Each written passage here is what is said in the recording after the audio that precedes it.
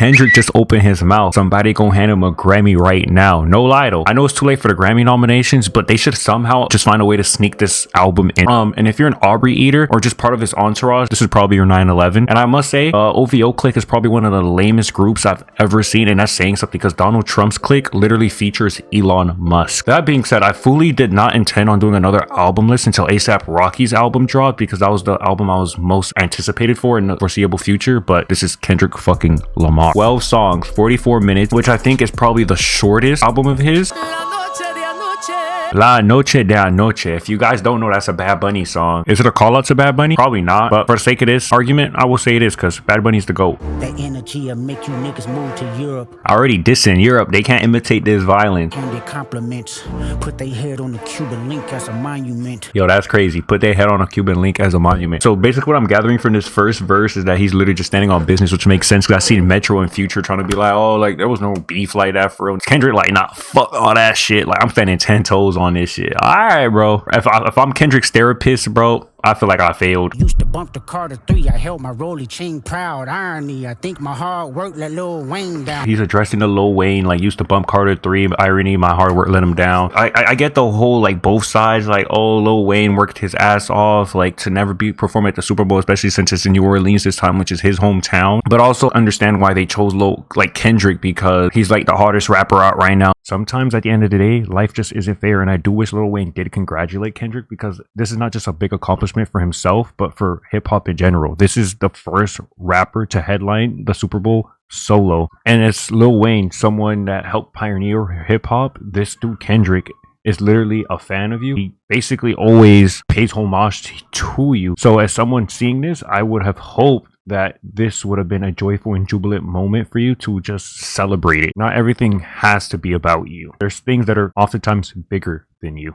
I done lost plenty friends, 16 to be specific. I done lost plenty friends, 16 to be exact. But he's from Compton, right? So it probably means like they've been killed in some capacity. Niggas from my city couldn't entertain no boy. Promising bank transactions and even Bitcoin. Niggas from my city couldn't entertain old boy, promising bank transactions and even Bitcoin. This nigga Drake, he went to black people in Compton and said, if you give me dirt on Kendrick, I will give you Bitcoin. Do you not understand black people, bro? They probably looked at you like, what the fuck is Bitcoin? Don't let no white comedian talk about no black woman as law. Don't let no white comedian talk about black women as law. Man, fuck Andrew Schultz and all them other white comedians that do that. And they always want to hide behind this angle. It's just a joke. Jokes do not excuse racism or bigotry. Yo, this shit was 5 minutes. It did not even feel like that. Honestly, this is not like Kendrick has a way to make 5-minute tracks feel like 2 minutes, bro. He did the same thing with the diss tracks, and he's still saying fuck the industry. God knows. This is the reincarnated. Reincarnated. I was stargazing. Life goes on. I need her, my baby. Yeah, yeah. I feel good. Get the fuck out my face. Look good, but she don't got no ties. Yo, what the fuck? That was smooth. Get the fuck out of my face. Look good, but she don't got no taste. Yo. Quid pro quo, what you want, cause I'm watching it. Broke on the floor, let me know if you clocking it. You got kids with them, my apologies. Ghetto child, here was Blackie Miles with the Smirnoff. Ghetto kiddos, Black and Miles with the Smirnoff. Shout out Smirnoff. So I always tell people that's the only alcoholic beverage I could drink, cause alcohol tastes fucking nasty. Y'all should give me a sponsorship for real, for real. Going from the west side to Senegal. It's a full moon, let the wolves out, I've been a dog. It's a full moon, let the wolves out, I've been a dog. He killing nigga. When I fuck with this song heavy. God strike me right now. Like Kevin Gates, strike me today. I never thought we was gonna get like the reincarnated track. But yeah, nah. SZA? Okay, we got SZA. First feature on the album. I ain't gonna lie, whenever I hear SZA like sing, bro, that shit do something to my soul. Baby, you was not straight. Beautiful, beautiful song. I like how both Kendrick and SZA were both singing in harmony and unison. Like, I think it added to the experience of like, because the song is basically about like him being there for like this partner or whatever. So singing together really drew in that I'm like wishing for better days, I'm with you type shit. Very, very fan of a song, Kendrick. I'm not gonna lie, but I fucks with it. I'm waking up at 6 a.m. 6 miles a day, conditioning my wind. I said I'm waking up at 6 a.m. 6 miles a day, conditioning my wind. That reminds me of that one line off Kanye's Spaceships where he was talking about how he worked worked hard for 3 summers doing 5 beats a day. And it just goes to show you how much dedication to the craft that an artist has to put in to reap the successes of being at the pinnacle they eventually do reach. Niggas still try hate on me, just wait and see. More blood be spilling, it's just paint to me. More blood be spilling, it's just paint to me. That reminds me, I think it was Port Antonio. It was one of them J. Cole songs where he was talking about, oh, too much blood, like I'm losing my brother, like for a foe, whatever the case may be. And this man Kendrick said, nah, I want there to be more blood. This nigga is a psychopath. Tell me why you think you deserve the greatest of all time, motherfucker. Oof, J. Cole and Drake. Ooh, that's a tough one. And the thing is, y'all don't deserve it. Y'all nowhere near it. I like it. Hold on, I ain't gonna lie, these Kendrick beats, bro, what? These shits got me dancing. This shit made me want to bust a move. They talk about you can't dance to Kendrick Lamar. I don't know, chat. The black no, I just strangled me a goat. The black no, I just strangled me a goat. This could be a Drake diss because he just came off the beef with him. But the thing is, there's no way in hell Kendrick would ever put goat and Drake in the same sentence because that's blasphemy. I would never do that. I'm pretty sure y'all would never do that. You saw sin in me. I died with syringes pinched in me. Reincarnated. My only question with this, because he's following this like reincarnated theme, like the song is named that. He's talking about his present life in his 3rd verse now. Genuine question is, because even at the pop-out, he pulled up like how Tupac dressed in the past.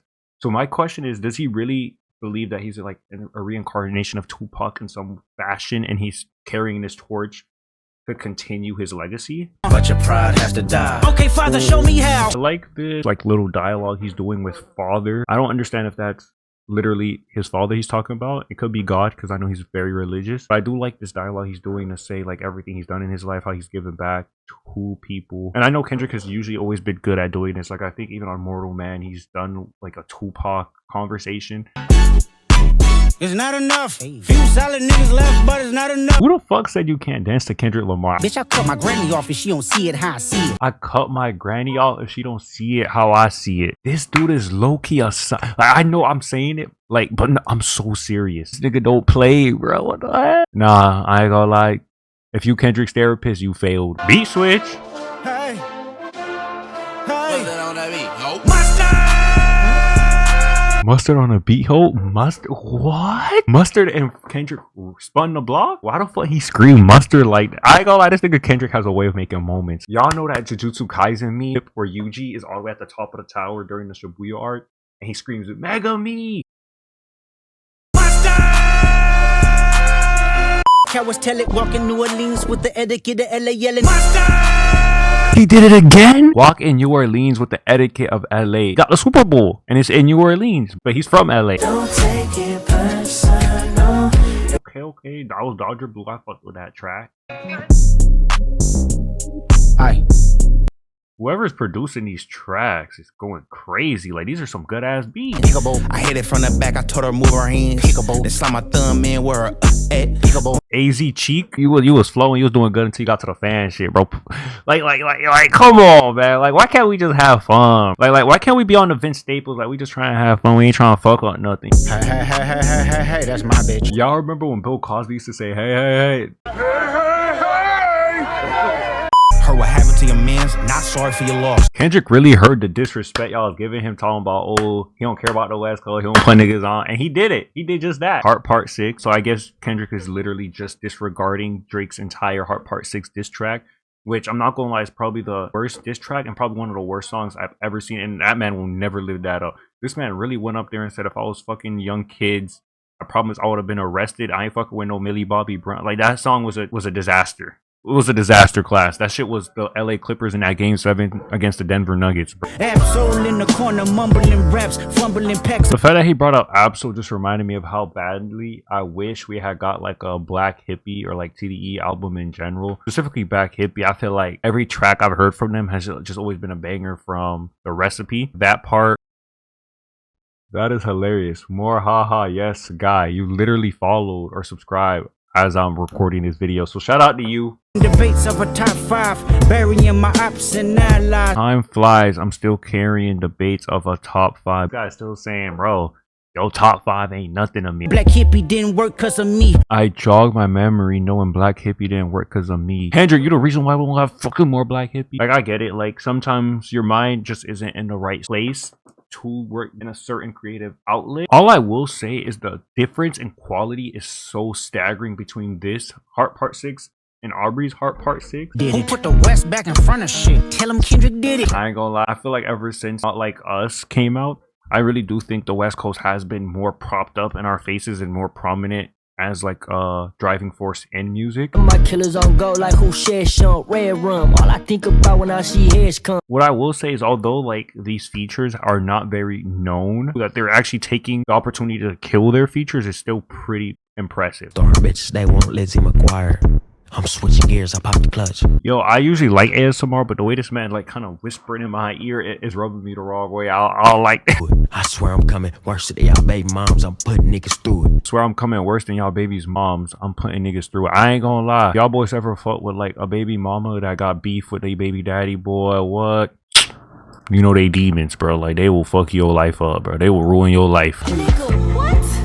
I gave you life. I breathed the motherfucking charisma in this bitch. Yo, don't tell me this gonna be like another rendition of the We Cry Together, where like Kendrick and the girl were like grieving, beefing with each other. Strong enough.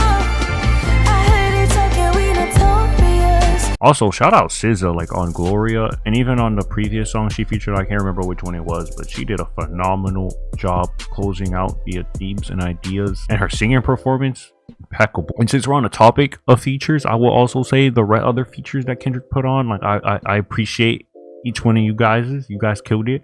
And shout out to Kendrick for putting on West Coast underground rappers on the forefront. I also like how Kendrick stood on business on his album. He was like, nah, fuck all that. All y'all trying to spin the block, try to get back in Drake's good graces, or trying to apologize, or just try to be like, nah, it wasn't beefing like that. Nah, I'm standing on that shit. And last but not least, I like the flows, beats, and the moments. Flows and the beats and the rap verses and schemes, impeccable as always, like it's Kendrick. But the moments, like mustard, like bruh, come on. Kendrick cooked up. This is a good album. But I heard that this is a mixtape. Definitely one of the better albums or bodies of work this year. Question is it in the album of the year contention? Because I ain't gonna lie, I've been spinning Blue Lips again, and I've been spinning the Freddie Gibbs joint again. I don't know, but what I will say is, Grammy, please try to find a way to squeeze this in just to spite Drake. Okay, see y'all.